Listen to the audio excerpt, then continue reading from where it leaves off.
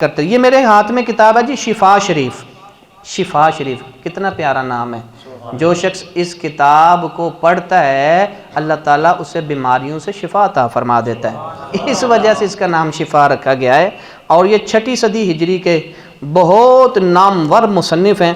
انہوں نے اپنی کتاب میں یہ لکھا ہے، میں بس خلاصہ بیان کرنا چاہ رہا ہوں کہ اکابر علماء، اکابر بڑے بڑے علماء اور تمام مسلمان اس طرف گئے ہیں کہ حضور صلی اللہ علیہ وسلم کی معراج بیداری میں تھی اور جسمانی حالت میں تھی.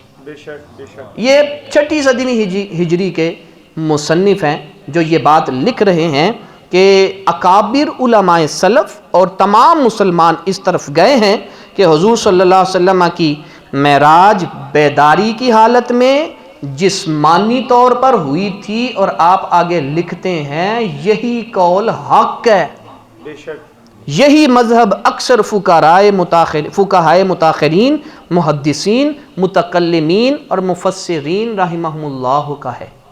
یہ سارا کچھ انہوں نے لکھا ہے. جو یہ کہے کہ حضور کی معراج جسمانی نہیں تھی، روحانی تھی، وہ شفا شریف والوں سے پوچھ لے کہ آپ کی تحقیق کہاں سے آ گئی کہ آپ نے یہ سارا کچھ لکھا ہے. الحمدللہ ہم یہ چیز تسلیم کرتے ہیں کہ انہوں نے جو لکھا ہے وہ حق لکھا ہے.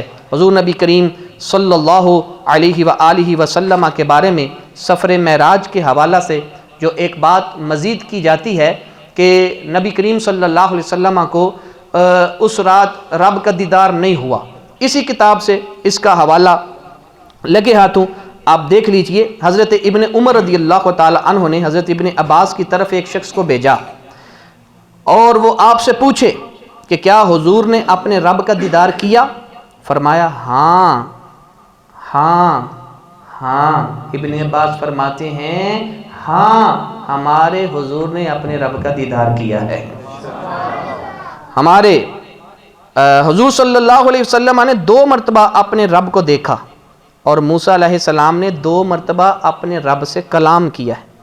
اسی طرح عبداللہ بن حارث سے روایت ہے حضرت ابن عباس اور کعب ایک دفعہ جمع ہوئے، ایک جگہ اکٹھے ہوئے تو ابن عباس نے فرمایا ہم بنو ہاشم کہتے ہیں کہ حضور صلی اللہ علیہ وآلہ وسلم نے اپنے رب کا دیدار 2 مرتبہ کیا ہے. اس کا مطلب ہے کہ جب صحابہ آپس میں اکٹھے ہوتے تھے حضور کے معراج کی بات کیا کرتے تھے. تو آج اگر ہم اکٹھے ہو کے کر لیتے ہیں تو پیٹ میں مروڑ کیوں اٹھتے ہیں؟ اور پھر سنو ذرا. فرمایا کہ حضرت ابن عباس اور حضرت کعب رضی اللہ تعالی عنہ ایک دفعہ جمع ہوئے. تب ابن عباس نے فرمایا ہم بنو ہاشم کہتے ہیں کہ حضور نے 2 مرتبہ اپنے رب کا دیدار کیا. تو کعب یہ سن کر اتنی اونچی آواز سے تکبیر کہنے لگے یہاں تک کہ پہاڑوں نے بھی اس کا جواب دیا اور کہا بے شک اللہ عز و جل نے اپنی رویت اور اپنے کلام کو حضور اور موسیٰ علیہ السلام کے مابین تقسیم کر دیا. پس موسیٰ علیہ السلام نے تو کلام کیا اور حضور صلی اللہ علیہ وسلم نے اپنے قلب سے اپنی آنکھوں سے اللہ کا دیدار کر لیا. آخری بات سنیے. حضرت امام احمد بن حنبل رحمت اللہ تعالی علیہ آپ بیان فرماتے ہیں کہ میں حضرت ابن عباس کے قول کا قائل ہوں کہ آپ صلی اللہ علیہ وسلم نے اپنے رب کو اپنی آنکھ سے دیکھا دیکھا دیکھا دیکھا دیکھا دیکھا دیکھا. سبحان اللہ.